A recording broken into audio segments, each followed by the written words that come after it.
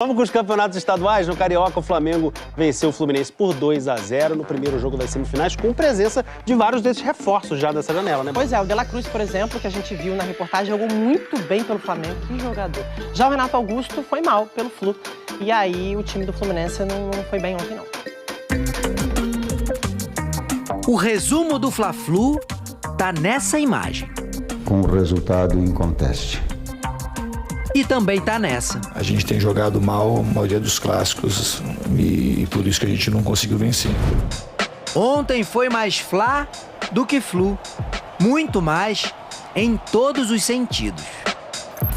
O time do Tite dominou o clássico, finalizou mais, conseguiu ser organizado e agressivo, correu mais também.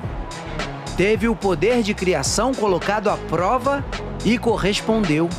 Uma chance atrás da outra, especialmente no primeiro tempo. Da eficiência e da precisão, não dá para dizer o mesmo. Pro Fluminense, jogo difícil de digerir, noite estranha, apagada. Sem Samuel Xavier e André, Fernando Diniz escalou Guga e Renato Augusto. Preferiu começar com Marcelo no banco e Diogo Barbosa entre os titulares. Nada funcionou.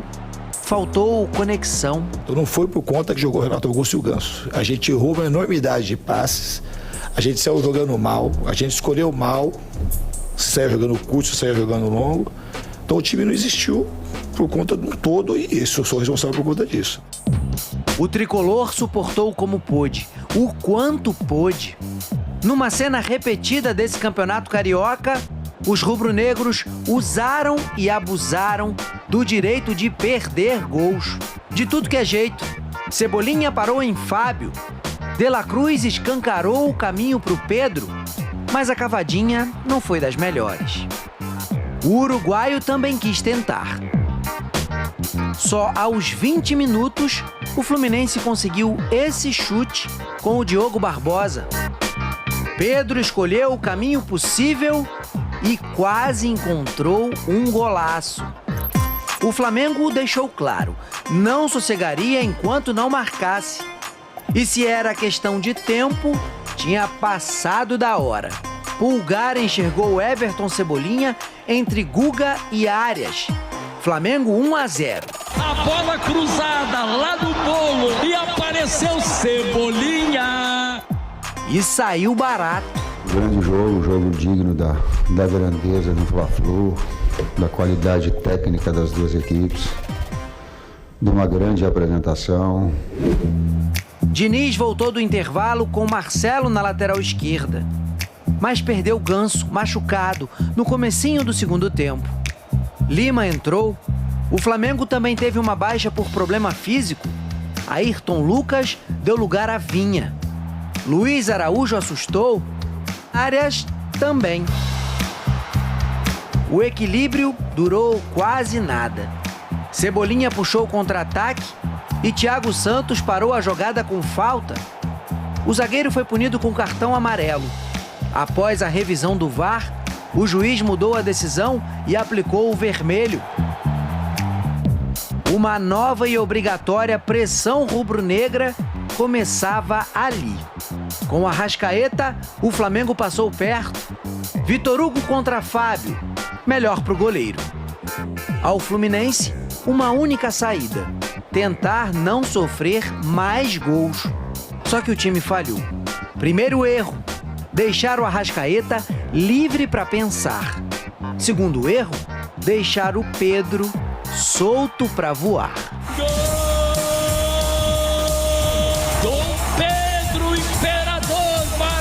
O segundo gol do Flamengo aos 45.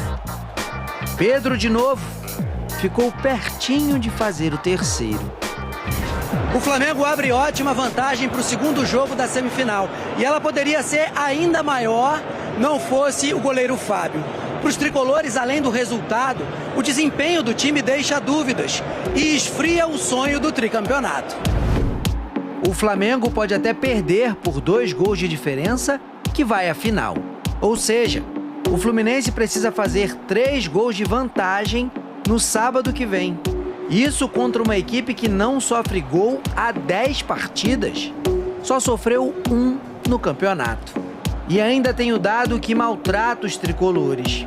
A sequência sem vencer clássicos agora é de 12 partidas.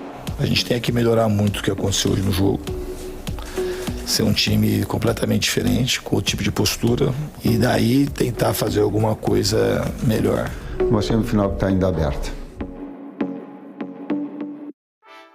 Vamos expandir alguns desses números e destacar aqui os dois técnicos, começando pelo Tite. Constância, estabilidade. Tá aqui, ó, 16 vitórias, 2 empates, 4 derrotas em jogos oficiais, tudo isso, 75,7% de aproveitamento, 42 gols, 11 gols sofridos. Nesse campeonato estadual, apenas 1 gol sofrido, sendo que nem era o Tite nesse jogo, né, Bárbara? Era um time de meninos.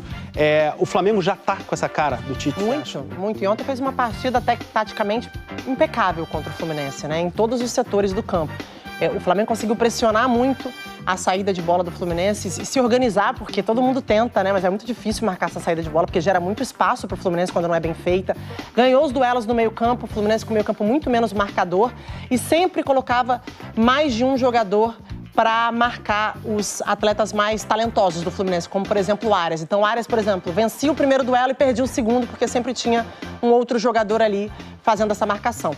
Então, é um cara que se preocupa muito com isso, né? O Tite em organizar suas equipes defensivamente e ganhando campo.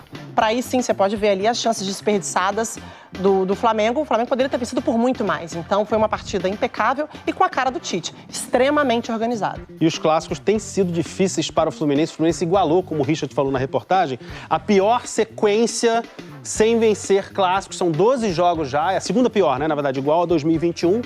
O Fluminense não vence um clássico desde a decisão do Carioca do ano passado, justamente contra o Flamengo. Você acha que o Fernando Diniz ainda não encontrou a melhor forma de escalar esses reforços que chegaram no começo? Primeiro, falando sobre os clássicos, pior do que perder os clássicos é que não tem conseguido jogar bem esses jogos. Isso deixa uma impressão ruim. Sobre encaixar ou não essas peças, o Diniz apostou mais uma vez em recuperar jogadores que são talentosos e que estão aí pelo Brasil e que o Fluminense tem condições de contratar, como foi o Renato Augusto, né, que hoje é um jogador que chega para o Fluminense de graça. É um jogador muito talentoso numa fase, né, de idade aí um pouco mais avançada. A sensação que eu tenho não é sobre quem ele escala ou quem ele deixa de escalar, se é o time ideal ou não, mas esse time não está pronto.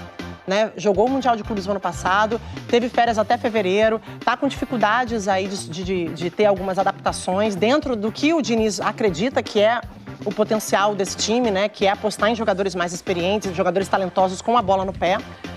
Assim, tem uma desconfiança, a torcida tá ali pegando no pé como ontem. Foi chamado de burro. Foi chamado de burro.